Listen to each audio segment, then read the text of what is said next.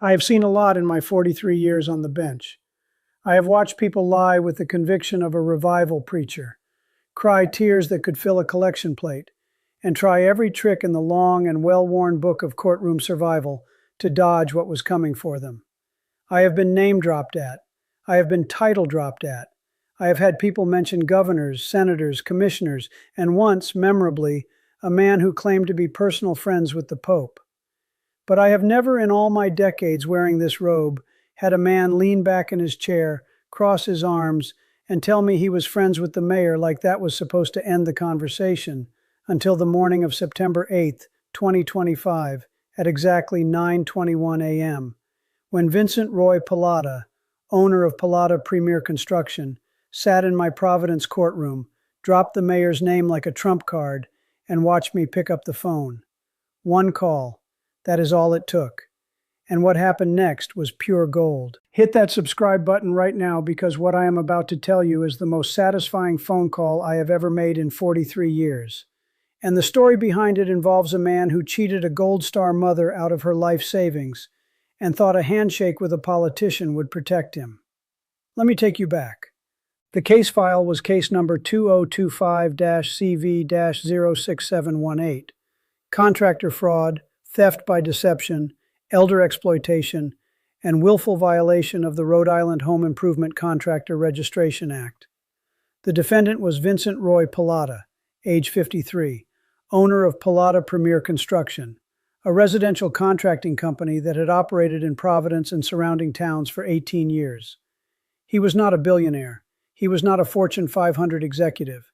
His company did an estimated $4.5 million in revenue a year. He drove a $78,000 Ford F-350 Platinum with custom wheels and his company logo on the doors. He wore a $9,000 Rolex Submariner that he made sure you saw. He lived in a $1.1 million house in Cranston with a pool and a 3-car garage. He was the kind of man who built his wealth one homeowner at a time, and as I would learn that morning, he built a good portion of it by stealing from the people who trusted him most. The complainant was a woman named Josephine Marie Donatelli, age 76, a retired school crossing guard from Silver Lake. Let me tell you about Josephine. Josephine Donatelli, who everyone called Josie, had spent 24 years standing at the corner of Plainfield Street and Academy Avenue in her orange vest and white gloves, stopping traffic so children could cross safely on their way to school. She was out there at 7:15 every morning and 2:45 every afternoon. Rain, snow, 100-degree heat. She knew every child by name. She high-fived the kindergartners. She told the middle schoolers to stand up straight.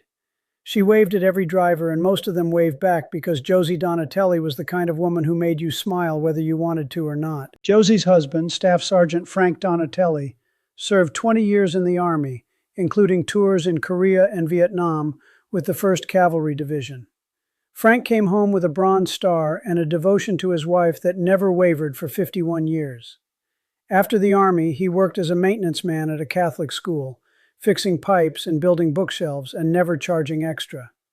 Frank passed away on January 7, 2025, from congestive heart failure. He was 78. Josie held his hand when he went. She wore his Army ring on a chain around her neck next to her crucifix. Josie lived alone now in the house she and Frank had shared for 46 years, a small Cape Cod on Salmon Street. Frank had kept it in perfect shape his whole life. After he died, the house started showing its age. The porch was sagging. The bathroom had a leak warping the floor. The kitchen cabinets needed replacing. Josie had Frank's pension, her Social Security, and $43,000 in savings built over a lifetime.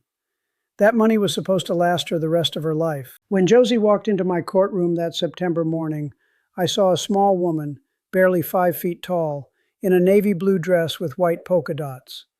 She was wearing low-heeled shoes, the kind a woman wears when she wants to look nice but her feet hurt. Frank's ring and the crucifix were visible at her collar.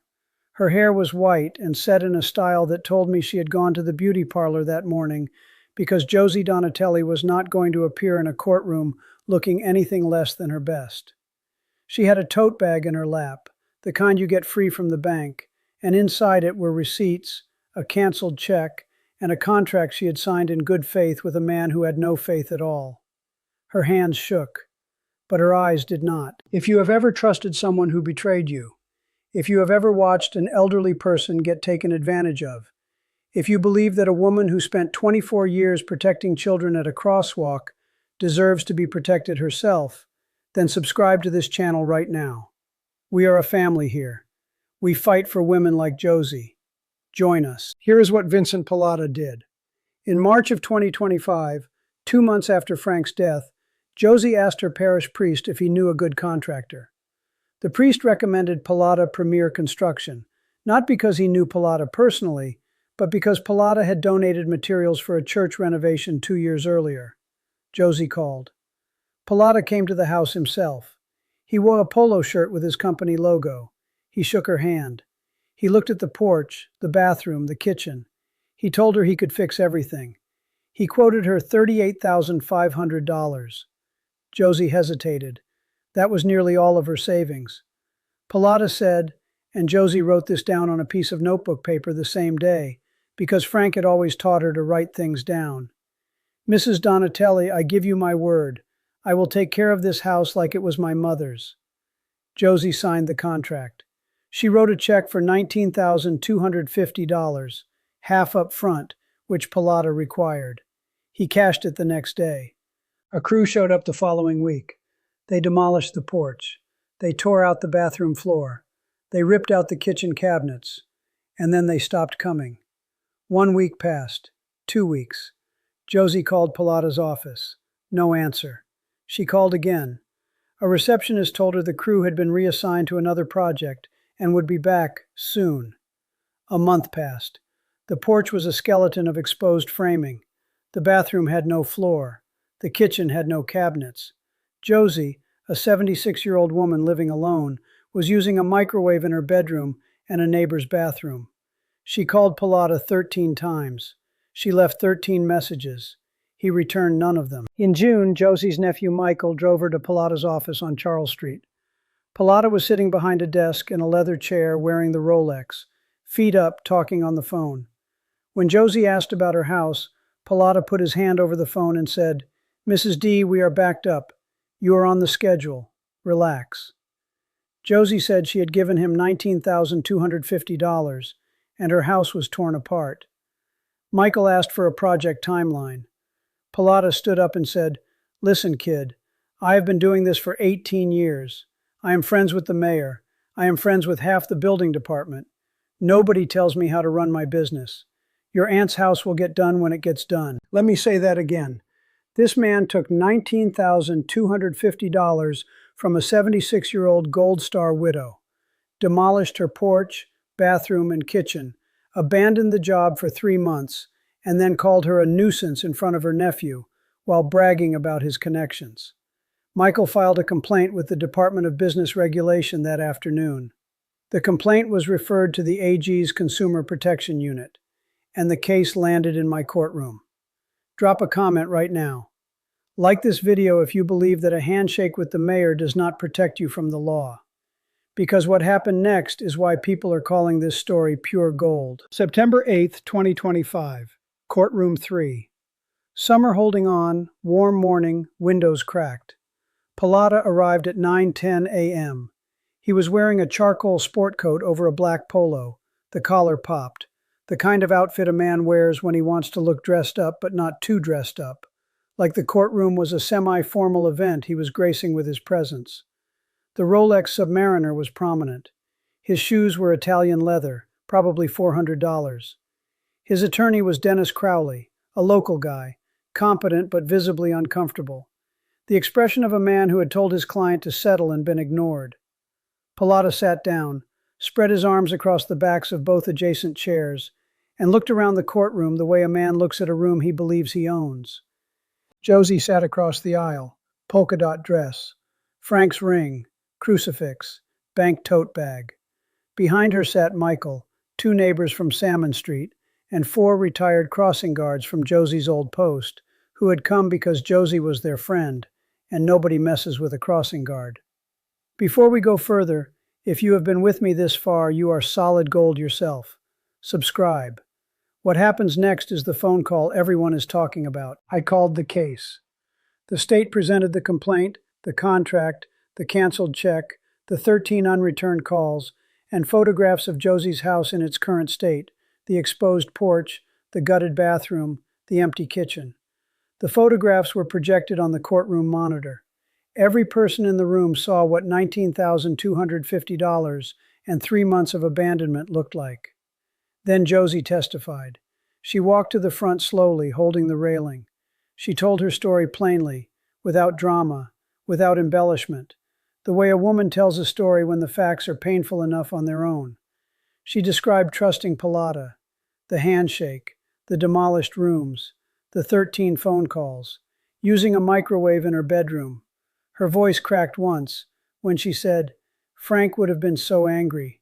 He took care of that house his whole life, and I let someone tear it apart." She composed herself. She said, "I just want my house back." Then Pilata stood. Crowley tried to speak first. Pilata waved him off. He stood, put his hands in his pockets, and addressed me with the easy confidence of a man who had talked his way out of everything his entire life. "Your Honor, look, this is a scheduling issue. We got overextended. It happens in construction. Mrs. Donatelli's project is on our books. We fully intend to complete the work. I have been doing this for 18 years with a solid reputation."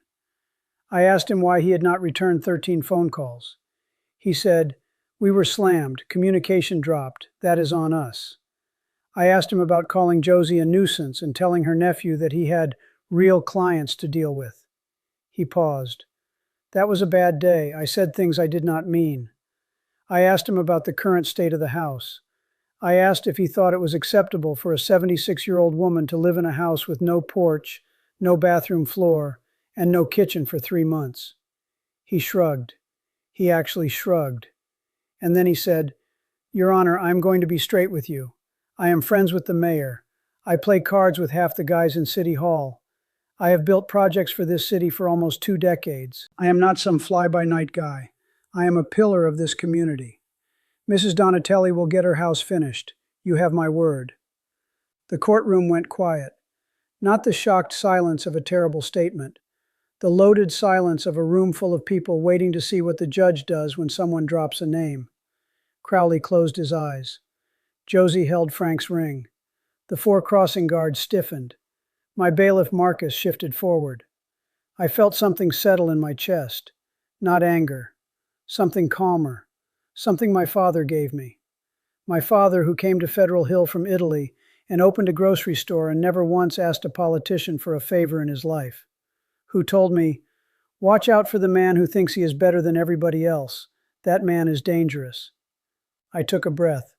I looked at Vincent Pilata, and I said, "Mr. Pilata, you say you are friends with the mayor." He nodded, half smiling, like I was finally getting it. I said, "Let us find out." I picked up the phone on my bench. I dialed the mayor's office. The courtroom went completely still. Pilata's half-smile froze. Crowley's head snapped up. I put the call on speaker. The line rang twice. A receptionist answered. I identified myself. I asked to be connected to the mayor. 30 seconds later, Mayor Anthony Ferrara was on the line. I said, "Mr. Mayor, I apologize for the interruption. I have a gentleman in my courtroom named Vincent Pilata who says he is your friend. Can you confirm that?" The courtroom held its breath. The mayor paused. Then he said, "Judge, I know who Mr. Pilata is. He has attended 2 campaign fundraisers. I would not describe him as a friend. I would describe him as a donor. Is there something I should know?" I said, "Mr. Mayor, Mr. Pilata is accused of defrauding a 76-year-old Gold Star widow out of $19,250 and leaving her house demolished for 3 months. He has invoked your name as a reason this court should go easy on him." The mayor was quiet for a moment. Then he said, "Judge Caprio, I want to be very clear. My office does not intervene in court proceedings.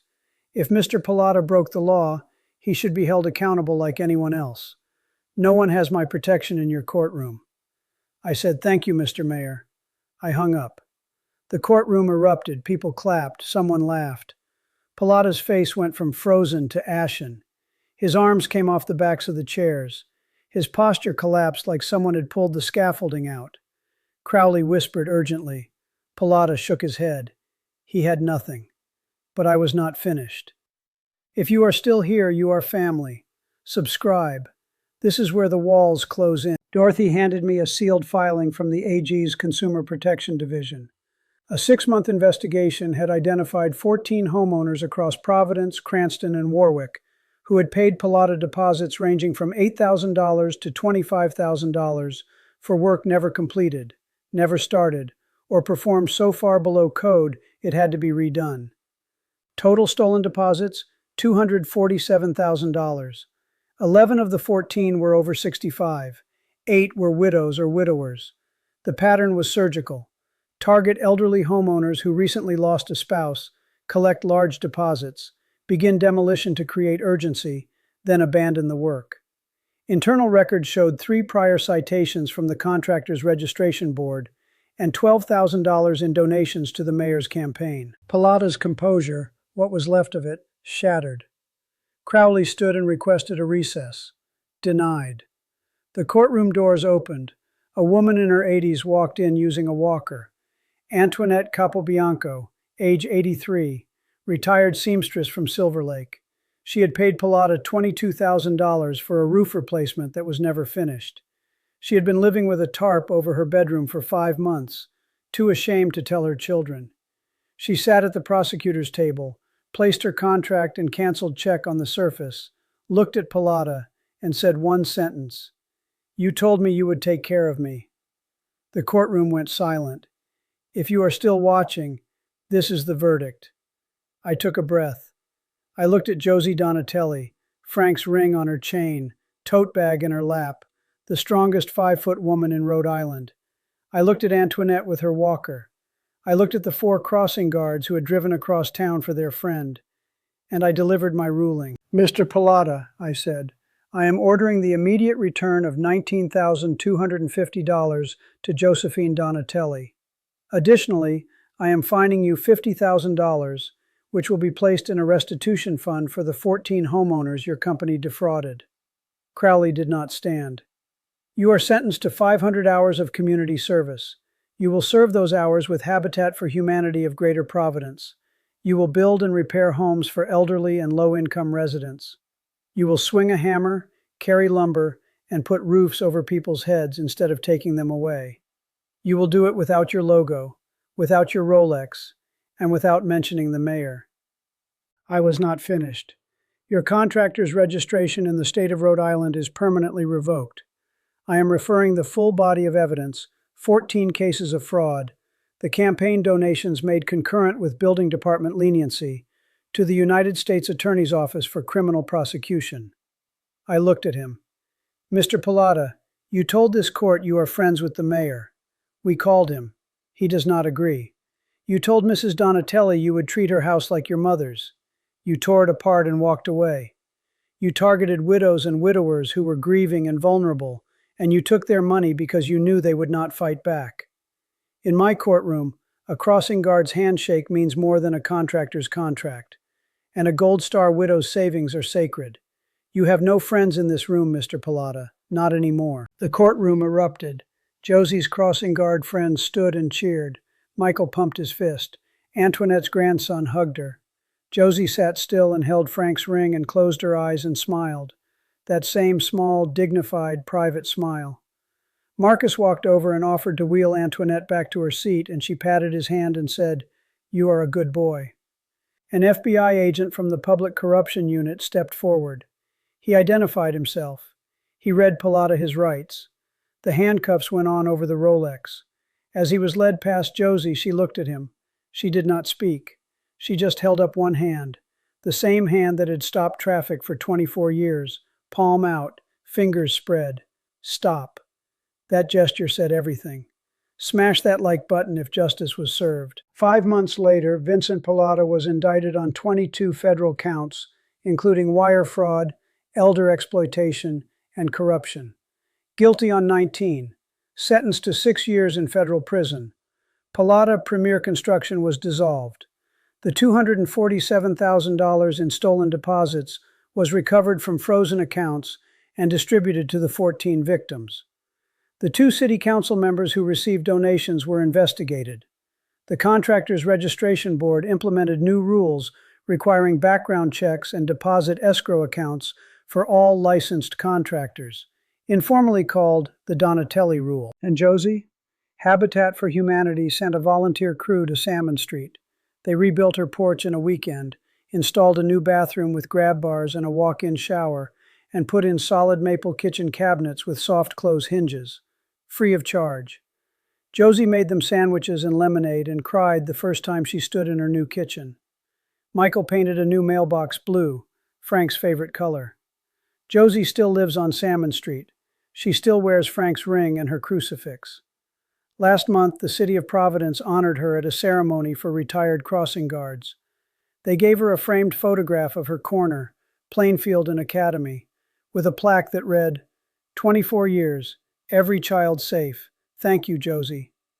She hung it in her new kitchen, right above the cabinets where she can see it every morning when she makes her coffee. I think about that phone call all the time.